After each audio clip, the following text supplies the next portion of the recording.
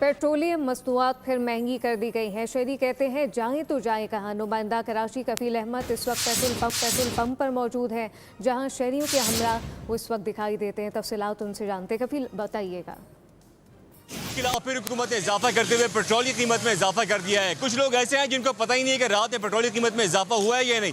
आपके इल्म में नहीं था कि पेट्रोल बढ़ गया? मेरे इल्म में बिल्कुल नहीं था। पैसे बढ़ गए, इन्होंने जुल्म के इंतहा कर दिए। आज दिन पैसे बढ़ाए जा रहे हैं, पैसे बढ़ाए जा रहे हैं। कम से कम इंसानियत तो देखें। क्या नाम है, इंसान कहाँ से अफोर्ड करेगा इतना? पेट्रोल पे बढ़ते जा रहे हैं। सर, आपके लिए कितना अफोर्ड हो गया है? अफोर्ड कर सकते हैं आप पेट्रोल?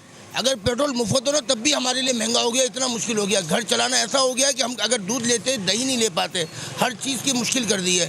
पेट्रोल बढ़ाए जा रहे। कौन सी ऐसी इनकी क़यामत आ गई है कि इतने इतने पैसे बढ़ाते हैं? अवामी जज्बात इस वक्त आप सुन रहे हैं और ये परेशानी है मोटरसाइकिल सवारों को अपना कराची में। कुछ कहना चाहेंगे भाई? अच्छा जी, ये कुछ कहना नहीं चाहते, लेकिन इस वक्त मैं आपको बताऊं कि डीजल और पेट्रोल की कीमत में इजाफा कर दिया गया है। और पेट्रोल में जो इजाफा बताया जा रहा है वो लेवी जो कि 80 रुपये थी उसको 107 रुपये कर दिया गया है। तो लिहाजा भी ये कीमत जो है इंटरनेशनल मार्केट के हिसाब से जो ब्रांड है वो $100 से ऊपर जो है वो ट्रेड कर रहे हैं। और आवाम का यही कहना है कि खुदारा महंगाई कम करें, पेट्रोल और डीजल की कीमत में कमी लाई जाए। बहुत शुक्रिया।